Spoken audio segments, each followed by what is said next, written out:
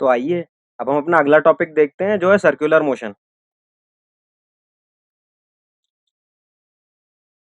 तो इस टॉपिक में हम ये सारी बातें सीखने वाले हैं।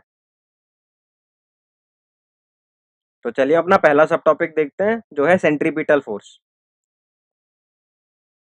तो सेंट्रीपिटल फोर्स की डेफिनेशन समझते हैं हम पहले। तो सेंट्रीपिटल फोर्स एक ऐसा फोर्स होता है जो किसी भी बॉडी को सर्कुलर पाथ में घुमाता है। तो जैसा आप इस फिगर में देख सकते हैं, यहाँ पे एक पर्सन एक स्टोन को रोप से बांध के सर्कल में घुमा रहा है। तो रोप के अंदर का टेंशन यहाँ पे सेंट्रीपिटल फोर्स का काम कर रहा है। तो बेसिकली यहाँ पे रोप का टेंशन स्टोन की हर पॉइंट पे वेलोसिटी चेंज करता जा रहा है और उसको कर्व करता जा रहा है ताकि वो एक सर्कल कंप्लीट कर ले। तो हमें पता है एफ नेट जो होता है वो मास इनटू एक्सेलरेशन के बराबर होता है, क्योंकि यहाँ पे एक्सेलरेशन सेंट्रीपिटल फोर्स की वजह से है। तो मैं एक्सेलरेशन को ए सी लिखता हूँ, ए सी वेयर, जहाँ पे ए सी मेरा है सेंट्रीपिटल एक्सेलरेशन। तो ए सी का फॉर्मूला हम याद रखेंगे जो होता है वी स्क्वायर बाय आर। तो ए सी की वैल्यू डाल के मुझे एफ नेट मिलता है M V square by R. इसका मतलब है कि centripetal force M V square by R के बराबर होता है। ये बहुत इंपॉर्टेंट रिजल्ट है जो हम याद रखेंगे। और हम एक और बात याद रखेंगे कि बिना सेंट्रीपिटल फोर्स के सर्कुलर मोशन नहीं हो सकता, क्योंकि सेंट्रीपिटल फोर्स ही वो फोर्स है जो पार्टिकल की वेलोसिटी की डायरेक्शन हमेशा चेंज करता है और पार्टिकल को लगातार कर्व करके सर्कुलर मोशन में घुमाता है। तो अगर सेंट्रीपिटल फोर्स नहीं है तो पार्टिकल डायरेक्शन चेंज नहीं कर पाएगा।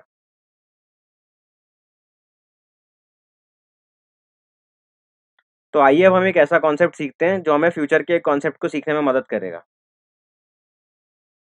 तो ये कॉन्सेप्ट है फ्रेम ऑफ रेफरेंस। तो दो तरीके के फ्रेम ऑफ रेफरेंस होते हैं। तो फ्रेम ऑफ रेफरेंस से हमारा क्या मतलब है? फ्रेम ऑफ रेफरेंस से हमारा मतलब है कि किस फ्रेम में बैठ के हम किसी भी सिचुएशन को एनालाइज कर रहे हैं। तो दो तरीके के फ्रेम ऑफ रेफरेंस होते हैं, एक होता है इनर्शियल फ्रेम ऑफ रेफरेंस और एक होता है non inertial frame of reference. तो आइए हम इनके मतलब समझते हैं। तो सारे के सारे non accelerated frame inertial frame of reference होते हैं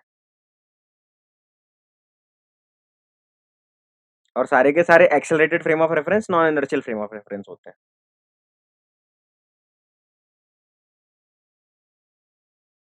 तो इनर्शियल फ्रेम ऑफ रेफरेंस वो फ्रेम ऑफ रेफरेंस होते हैं जहाँ पे कि न्यूटन के लॉ वैलिड होते हैं, जबकि नॉन इनर्शियल फ्रेम में न्यूटन के लॉ होल्ड नहीं करते। तो इनर्शियल फ्रेम का एक एग्जांपल है एक कार जो कि कांस्टेंट वेलोसिटी से जा रही है। तो अगर वेलोसिटी कांस्टेंट है मतलब एक्सेलरेशन जीरो है, मतलब ये कार एक नॉन एक्सेलरेटेड फ्रेम है। नॉन इनर्शियल फ्रेम का एक एग्जांपल है एक कार जो कि 4 मीटर पर सेकंड स्क्वायर की एक्सेलरेशन से जा रही है। तो क्योंकि ये कार एक्सेलरेटेड है इसलिए एक non inertial frame of reference है। तो चलिए अगला कॉन्सेप्ट समझते हैं, सूडो फोर्स। तो अगर हम नॉन इनर्शियल फ्रेम में बैठ के किसी भी बॉडी के मोशन को एनालाइज करें तो नॉन इनर्शियल फ्रेम में हमें उस बॉडी पे एक सूडो फोर्स भी लगाना पड़ेगा, तभी वो सिचुएशन एक्सप्लेन हो पाएगी। बिना सूडो फोर्स के लगाए वो सिचुएशन एक्सप्लेन नहीं हो पाएगी। तो यहाँ पे फिर से हम तो यहाँ पे हम फिर से एक non inertial frame of reference का एग्जांपल देखते हैं। एक कार है जिसमें ड्राइवर बैठा है, कार एक्सेलरेट कर रही है। तो क्योंकि एक non inertial frame of reference है तो ड्राइवर पे एक सूडो फोर्स लगेगा पीछे की तरफ। तो यहाँ पे सूडो फोर्स क्यों लगा?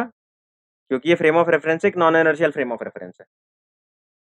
और हम एक और बात का ध्यान देंगे, सूडो फोर्स का डायरेक्शन हमेशा एक्सेलरेशन के उल्टे डायरेक्शन में होता है। तो सर्कुलर मोशन के केस में सूडो फोर्स का नाम सेंट्रीफ्यूगल फोर्स होता है।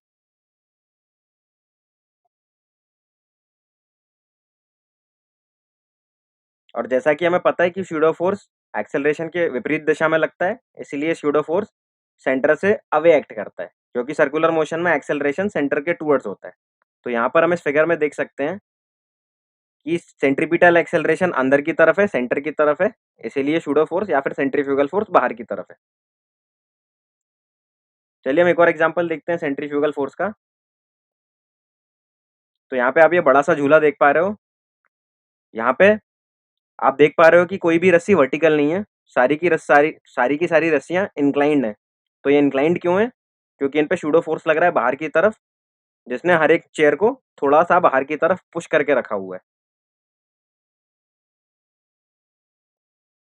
तो आइए हम एक कॉन्सेप्ट टेस्ट देखते हैं।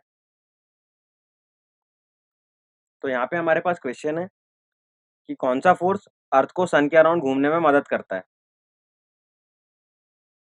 तो मैं चाहता हूँ कि आप 1 मिनट लें और इस क्वेश्चन का आंसर खुद से करने की कोशिश करें।